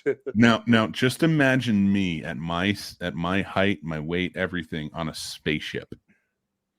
And I'm not pretty ridiculous. I'm not talking Star Trek where it's a cruise. I'm talking the Rossi. All right. There you go. Yes, dude, they'd have to go 0G because I'm like, I need to just float everywhere. I just have to float for a while, guys. I just got to float. George G3 joined in. He goes, "What's up?" Hey, George. Hey, morning. What's up, George? Wonder if Dick Van Dyke has huge balls and a tiny weenus. Absolutely. We all do. Yeah. Dick, worst Cockney accent ever. That's true. It was. I mean, yeah, he was up there with Eliza Doolittle. Well, as far as their Cockney accents. She was so adorable, though. This is someone like Michael Caine who could tell you how to have a real problem with that. If you wanted to get in there with the Cockney accent and spin around there. Oh, my God. Radar says, hi, I didn't know this wasn't behind the Patreon, so I'm here now. This will not be. Radar! This show will always be on YouTube. It will forever be for live. the people. Yeah. It's the Scene Snobs Podcast. I'm still working on Geeked Out, whether that's going to go behind or not. But we're going to have our new Star Trek show behind the Patreon, and we have the showcase coming back and a few other things coming back. So we are going to have a bunch of stuff and perks on the Patreon. 6 tiers available. Just go check them out. No, but and the live. So all the shows will still be available, like right after on YouTube, or the podcast will be available on all podcast platforms. It's just the lives that are going behind the Patreon, but not this show. George C3 says, get the crowbar and butter, make it stuck again. Get the protractor and compass. We got to figure this out. No, I figure it out. I get myself out of the situation. His brain doesn't. That's the beauty. I don't like to be trapped. WD-40. I just see David running in with WD-40. I've got this.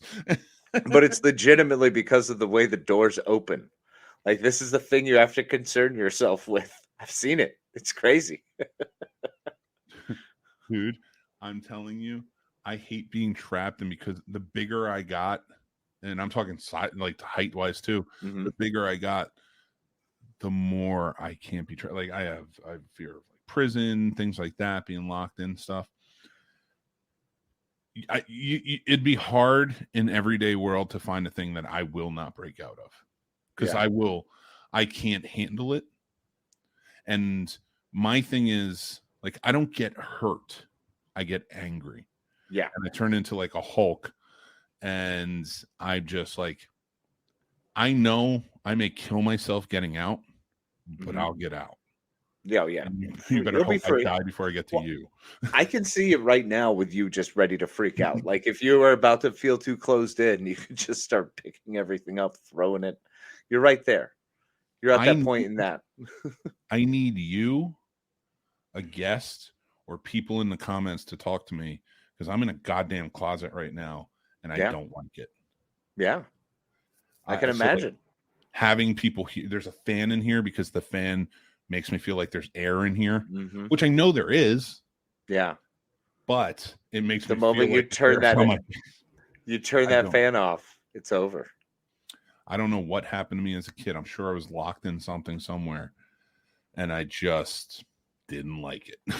Yeah, that was it. The brothers messed with you and there's something trapped deep beneath. There's something stuck in there that's some scar. I have a hard time believing the brother that stabbed me would have locked me in someplace when we were a kid. This is true, obviously. Apologies for overspeaking. Dude, that shit. I'm gonna reach out to him. I'm gonna be like, dude, I want you to come on Casey's birthday and just tell the marine helicopter story, and then you're immediately being kicked off. I love it. Love it. Me and Casey can come over, can cover you in KY. I thought that meant Kentucky. Cover you in We're gonna cover you in Kentucky, which would make sense too, because it could just be lard. That's the same thing. Instead of KY though, it would just be lard, because we're gonna go old school, and it's probably cheaper than that much KY. Maybe better for the environment. I just imagine me in the red latex suit that Britney Spears wore in that one video. Yep. Oops, I did it again. I feel you. Yeah. And like we go to conventions and they're like, why are you wearing that? Because I need to be buttered up. Nobody understands. It's going to be great. No, we'll definitely body butter you up good. Oh my God, dude. There is like, there's a thing. That's why sometimes I'll do a show from downstairs. I'll drive my wife crazy because she's like, I want to use the downstairs. I want to watch TV, and you're just going to do a show. And I'm like, last night that happened. I got back from Creed. I sat down. I'm like, and she's wrapping gifts for Tommy. And I'm like, I'm going to do my live down here. And she's like, okay, I didn't even know you were doing a live. And I'm like, yeah, I'm doing a review. And she's like, okay. I was like, do you want me to go upstairs? Because I can't. And it was such an empty gesture thing for me to say. And I realized I know where the upstairs is. I'm aware there is an upstairs. I'll ask you, hey babe, are you sure? There's so many stairs now though that if I go up the stairs, I'm not coming back down. Like you were doing better with the stairs. You nailed out three sets of stairs the other day. You got to get there. You are right, and I am trying to, and I keep like walking the stairs to lose weight. But when I get a certain time of the night. Nah, that's fair. It was late night, so yeah, I get it. Yeah, I'm up. It's not coming back down. Yeah, same. Because my knees stop working after a certain time. That's fair. Like last night, like so. I just imagine your knees checking out. Like, well, we put in a full day, huh, Bob? Like the big old. They just check out. They're done. I've seen it. I know almost perfectly how it happens. I swear to God, my knees have their own personalities, and they are like they have a time card, and they're like, I'm out. So like punch that and rolling. So like if okay, so I'm not proud of this, right? My knees, like especially my one knee, gets real bad. Like I have to put on a brace sometimes. Like it hurts, and this has been like because I got injured years and years ago, my back and my knees, and my one knee. On really bad days, it happens very few and far between, like where I have to put the brace on, and like that's how it is. I'm so ashamed of this, but when it happens, it's like everybody knows, like he's not moving because like I'll like limp if I need to, but like I'm immobile for a little while, and it only lasts like a couple of hours, and then like my knee feels strong again with the brace and stuff, and then I can move and it's fine. One night it happened, and thankfully I was upstairs, because if it happens, I'm not making it up the stairs. So thankfully I was upstairs. I go to bed. We hear a sound downstairs. Lights go on. Oh man, what's going on? Something like just banged or something, and like we were in the house, it's newer. We're like, oh, what if somebody broke in? And I said that, and Mary goes, oh my God, we need to go check. And I was like, well, I can't make it down the stairs. And she goes, are you telling me I have to? I was like, no, absolutely not. I don't want you to go downstairs. I'm just saying I'm not going down the stairs. Yeah. And it was just one of those things where she's like, fine, I'll go check. And I'm like, I felt it was like the most I've ever felt less of a man. Yeah, it's completely emasculated. Because as soon as she got up, I jumped up and I hobbled towards the sound. I'm going. I'll fall on him. I don't care. If the house was burning, I'll get those kids out. Mm-hmm. I'll get my wife out. I'll get my dog out. I may not get out, but I will get them out. But so I start hobbling down and hobbling towards the doorway, and she just can move like a normal human being. And she went right down, and I'm like, it's not even fair anymore, because I felt so emasculated by what I just said, my own self. Mm-hmm. And you're now just showing me up by moving faster. Turns out, of course, something just fell downstairs, thankfully. But I'm like, she came back up and she's walking up the stairs. She goes, see, I took care of it. I'm like, well, you're the veteran. And I went like the bed. That's amazing. And it's true, though. Yeah. I was so indignant about it. I was like, you're the veteran. I was a firefighter. What? You're the one protecting. You should be taking care of me. You're the defender here. I'll save us in some situation. You protect us. That's the way it works. Exactly. That's how it goes. I did think about after, like a few nights after, I was like, maybe I should just sleep downstairs. So if somebody breaks in, I'm just ready. Right? I mean, ready meaning I'll throw a dog toy at them. From the couch. Ready meaning I'm the first target, giving everyone else an opportunity to escape. Because I'll just hold them. I'll just hold them, whoever they are. The intruder. I got him. The intruder's just stabbing me over and over repeatedly, and I'm like, what? You think I've never been stabbed before? I'm from Jersey. This happens all the time. You're not even doing it right. Call my brother. I'll show you how to stab someone. You just grab it and start stabbing them. Dude, if I can count off all the things that my brother has hit me with or pointed at me. Yes, pointed at me. I remember he beat me and our other brother up with a pool cue once. Nice. In the street. He did it in the street and just left us there. Here's a guy. We went out drinking. We went out, and I know you got to go at 9, but I'm going to tell the story real quick. No, you're good, man. We're good. We were drinking, and he and George used to fight like cats and dogs whenever they started drinking, especially. Oh, yeah. They would just go at it. And it was funny because they were the full brothers when I was the half brother, and like they both got along with me better. To the point where I only got stabbed once, but so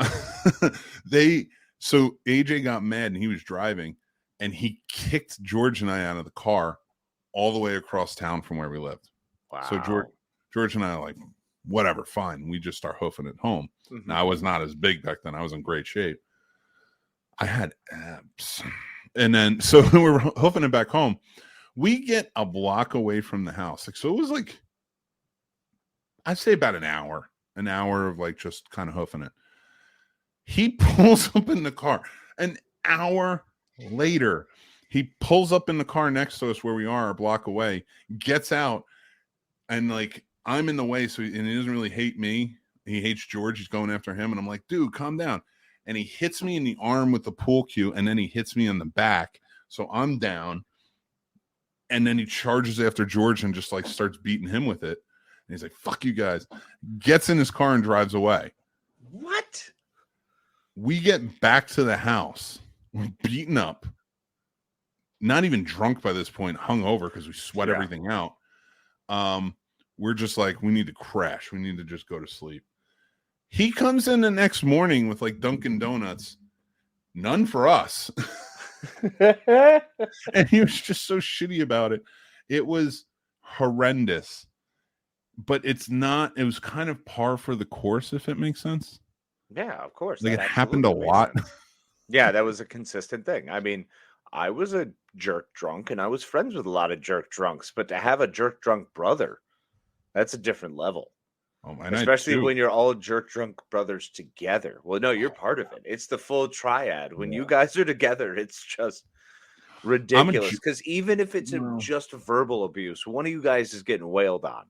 And as a friend of yours, as friend of multiples of yours, and discussion haver of multiple of yours, I have to say it gets bad because on occasion it'll turn towards me and I'm like, too much, guys.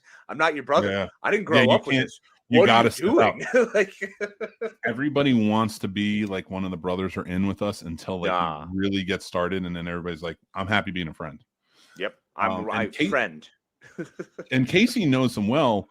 My oldest brother introduced Casey and I. See where we are now. So like he introduced us, and my other brother was friends with him as well because they both lived here.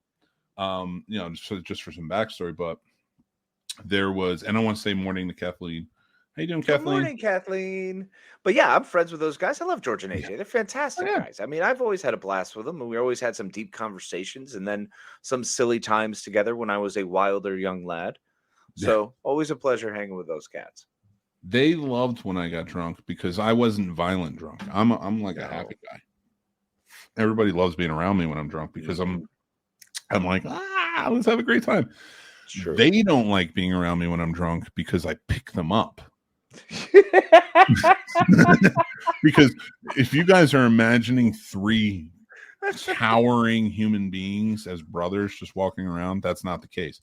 It's 6'8", 500-pound me, and then 5'9" and 5'8", and it's middle brother 5'9", oldest brother 5'8", and they're tiny little guys, and they're normal, average size human beings. For me, they're tiny. For you, they're tiny little guys. Tall. You're a tall guy. Yeah, I mean, I'm taller. I wouldn't call them tiny little. I mean, I would.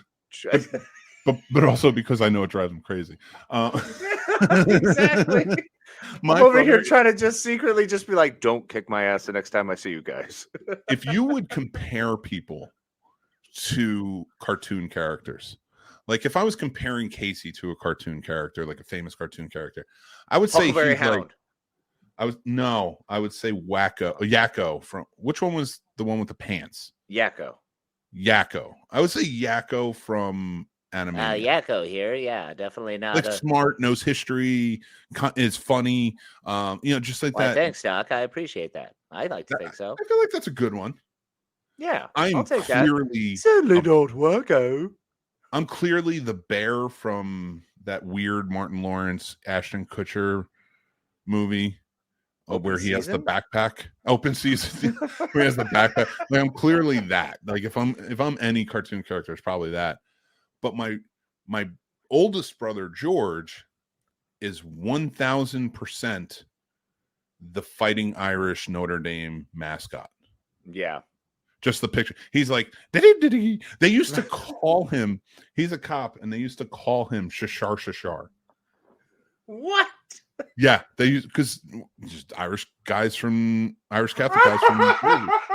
they used to call him Shashar. I remember I went on a ride along with them. I've been on 2 ride-alongs with both brothers, one in DC and one in Manassas. And,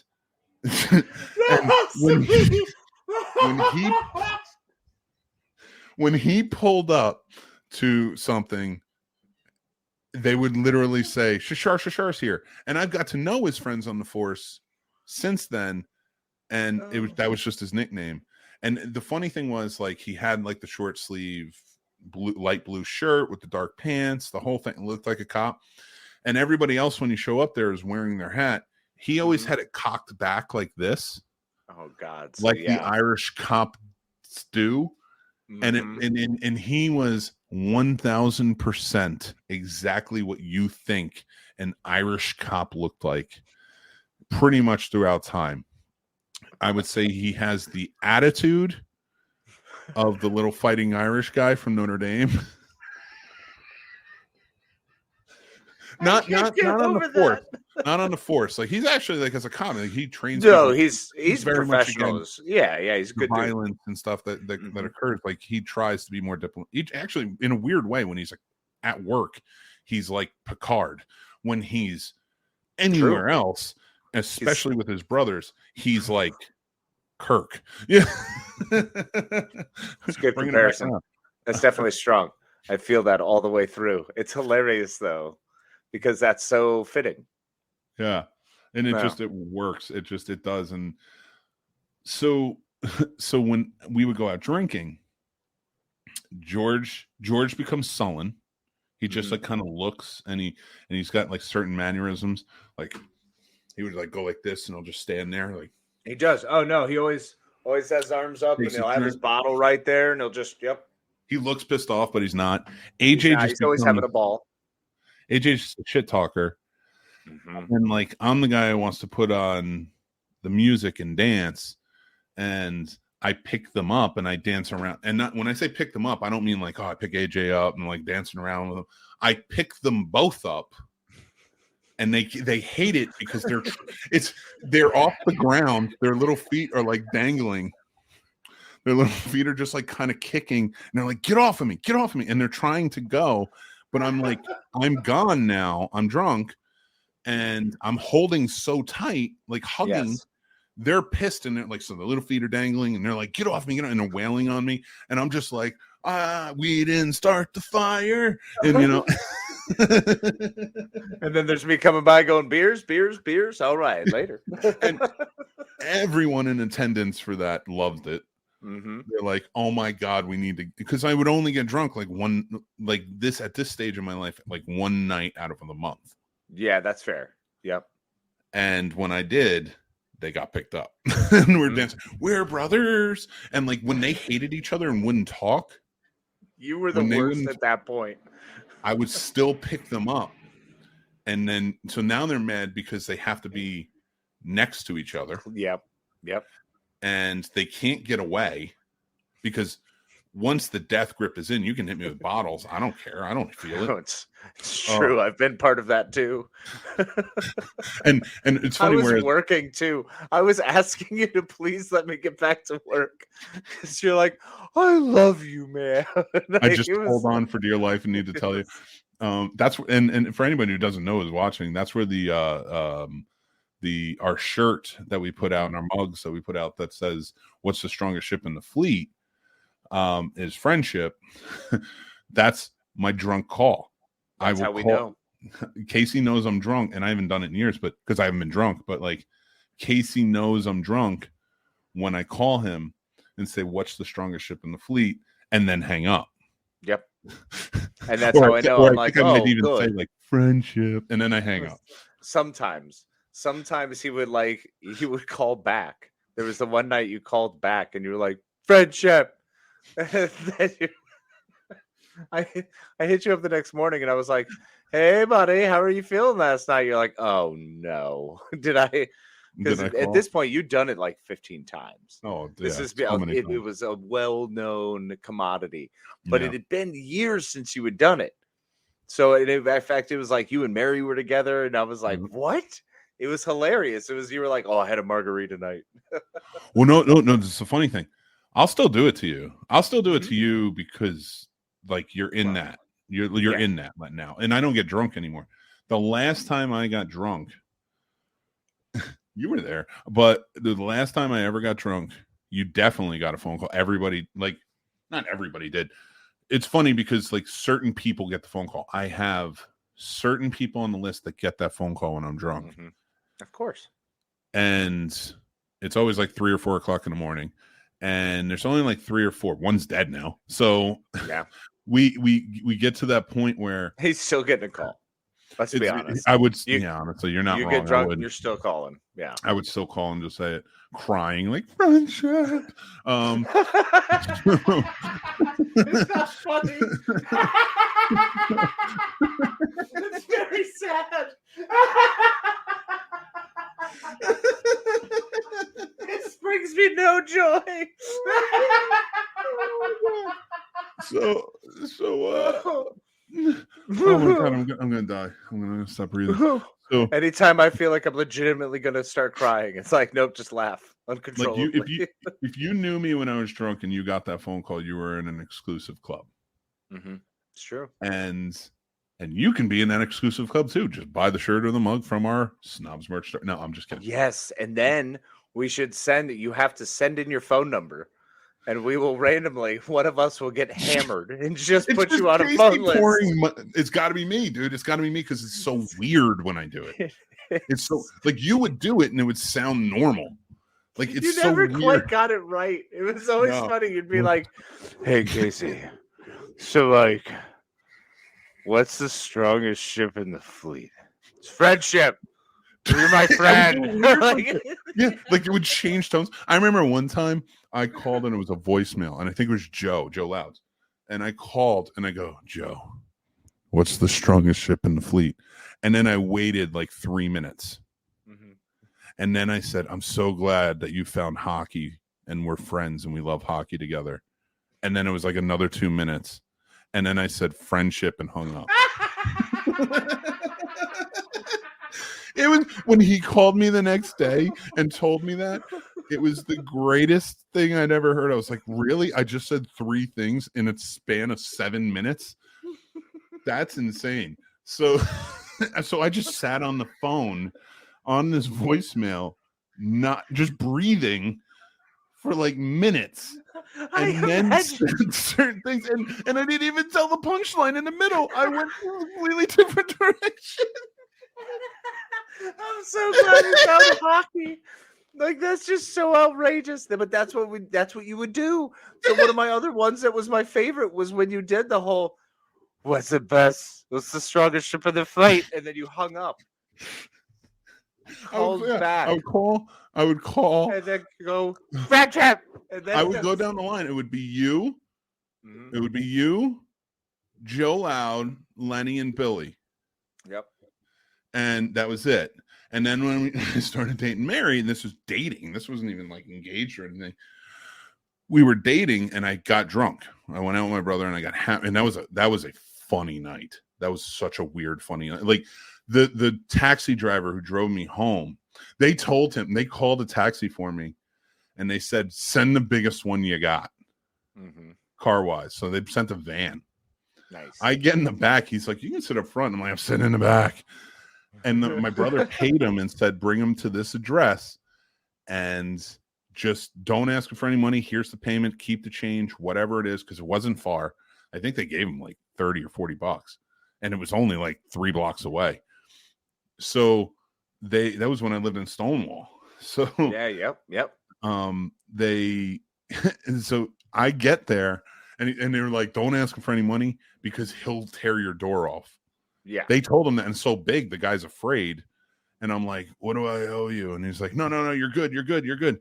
And he's scared that I'm going to get mad at him for telling me that I don't owe him any money. Right. And then I'm going to rip the door off. So I go to open the door, and it won't open.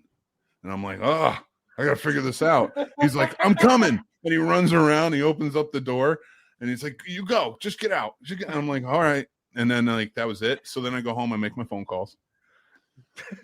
I had drinks, and now this is not a PC thing, but I was a Doctor Who fan. They made a special drink for me it was a blue drink. They called it the Retardus. I understand it's not PC. I get it, but it was funny for the time. And I got really drunk on those, and they're really sweet, and they're really colorful, and the whole nine. Casey used to make them for me too. Casey used to like shove them down my throat. So when he bartended, I was a really good bartender. Yes, you were. Because I'm a really good drug dealer. You were a great bartender. Really good drug dealer is what I was. It's fair. You're better at this, but you were a great bartender. Thank you. So So I drank a lot of those because it takes a lot for me to get drunk. And I wanted to see him drunk because he's my friend and he came in to visit You me. and Rain. So You and Rain were filling me up on those all night long. So I call Casey, I call Joe, I call Bill, I go down the line, I call Lenny. I think all were voicemail. I call Mary. She's added to the list now. We're dating. She picks up. We're having a great conversation. I mean, I knew from the moment I saw her, and that's a story for a different day, that I was in love with her.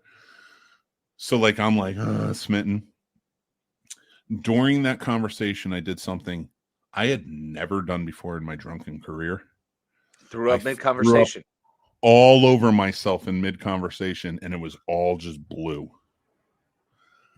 And then I was like, I'm on the phone. I'm like, I think I need to go to bed. And so I told her, I threw up on myself. And, and she's just like, real.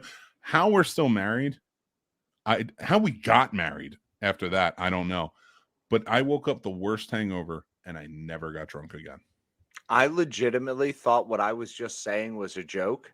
I didn't realize that was actually what happened because I've never known that. I know you've talked about throwing up blue from my drinks, but I've never realized that you just threw up on yourself. On my, like, and it wasn't even like phased. It wasn't even like, like it was like, and like I'm just on the phone and it's just coming out. It's like that cat that throws up that cat meme that throws up like or GIF or whatever, throws up the rainbow colors. That's exactly what it was in mid conversation with my now wife. David, thanks for joining in, man. We appreciate you, brother. Hey, later on, have a good one, David. Hopefully you enjoyed these stories.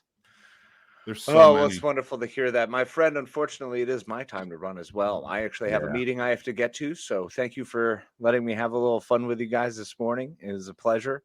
I appreciate it as always. Mick, my bro, my love, my friend, mi amigo. To the end of time, brother. What's the strongest ship in the fleet? Friendship. Have a good one, everybody. Have a great weekend. Love you guys. Good night. Later, bro. Bye. Hey, guys. Mick here. Thanks so much for watching the show and supporting us. We appreciate it. We appreciate you coming back and joining in the comments. But, guys, I really want to thank you, our patrons who are out here supporting us, helping us keep the lights on. Really, truly appreciate you. Tim, Paul, Stacy, Matt, Aaron, AJ, George G3, Chris S., Dale, Chris H., Dan, John B., Ron, Jason, and John W. Thank you guys so much for all your support. Guys, we have 3 tiers available right now. As of March 1st, we're adding 2 more tiers for a total of 5 with tons of perks. So go check out patreon.com/thescenesnobs. And join our Snob Nation Discord channel where the moderators are keeping everything going and we're having really fun conversations over there and more. So go check it out. It's free to join and just be part of the Snob Nation. And remember to embrace the absurdity. Hit subscribe on our YouTube channel. We have tons of great shows coming out and more. Our lives are over on Patreon, but you can check out the Snob Nation Morning Drive live show on our YouTube channel Friday, 7 to 10 a.m. Eastern, and tons more shows coming up thereafter. We have great shows like the Scene Snobs Podcast, Betting Bros, Math vs. Smash, Real Combat, movie reviews, and tons more. We have fun over there, and we think you will too. If you're looking for great merch, go over to the snobsmerch.com store. Use promo code SNOBS for 10% off of your order. We have tons of shirts, mugs, everything, stickers, all different types of designs. We love it. I think you will too. So go check it out and let us know what you think. Remember to follow us on all social media platforms. We are at The Scene Snobs everywhere. You can also follow Casey at Planos21 on Instagram, at Casey the Madman on TikTok, and at Twitter Night on Twitter. Guys, tons of fun stuff and new things coming out every day, so go check out our content there. Thank you guys again. We are The Scene Snobs. Embrace the absurdity with us, and we love you, and we'll talk to you guys soon. Take care, everybody.